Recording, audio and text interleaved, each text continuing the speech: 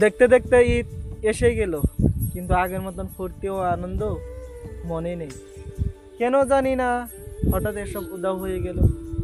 আগে ঈদ এলে বাবাকে বলতাম, বাবা জামা লাগবে, এটা লাগবে, ওটা লাগবে। বাবা বলতো, যদি 2 দিন দেরি কর বাবা। তখন মাটিতে গড়াগড়ি করে কান্না করতাম। আর বাবা মাকে বলতো, ছেলেকে গা পা ধুয়ে রেডি কর। মা আসার আগে গা পা ধুয়ে রেডি। আর বাবাকে বলতাম, চলো এবার। এসে দেখি বাবার ভাত খাওয়াই হয় নাই। বাবা বলতো, অল্প ধৈর্য ধর বাবা। বাবা বললো, চল এবার।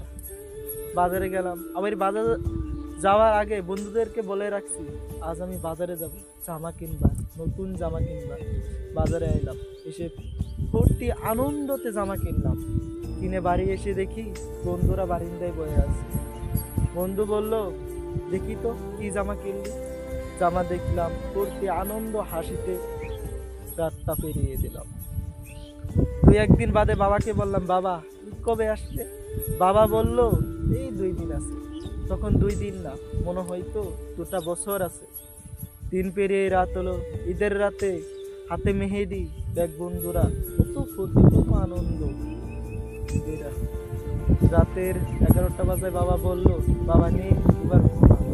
বাবাকে বললাম, একটু ঘুমে থেকে উঠেই সূর্য মামা ওঠার আগেই সবাইকে ডেকে বললাম, চলো ফজরের নামাজ পড়তে হবে। সবাই মিলে ফজরের নামাজ পড়তে গেলাম।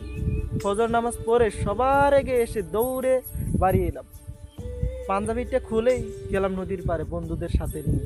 গা পাও ধুয়ে এসে বাড়ি এসে মাঠে যাওয়ার জন্য রেডি। মা বলল, বাবা নাস্তা কর। আর আমি বললাম, মাঠা থেকে এসে নাস্তা করব।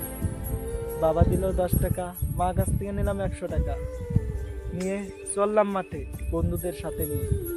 নিজের ইচ্ছা মতো গাড়ি যা লাগে সব কিনলাম। কিনে খেলনা কিনে বাড়ি এলাম। বন্ধুদের সাথে নিয়ে ঘুরতে বেরোলাম। ঘুরলাম, খেলনা করলাম। যখন 10 টাকার জিনিস কিনতাম, তখন বন্ধুদের বলতাম, এটা 50 টাকাতে কিনছি। 50 টাকার জিনিস বলতাম, 100 টাকাতে কিনছি খেলনা। হঠাৎ জেনে এই আনন্দগুলো কোথায় যেন উধাও হয়ে গেল। আগের মতো আর ফুর্তি আনন্দ নেই। কেন জানি না এমন হয়েছে। আজ ফুর্তি আনন্দ সব মাটির সাথে মিশে গেছে।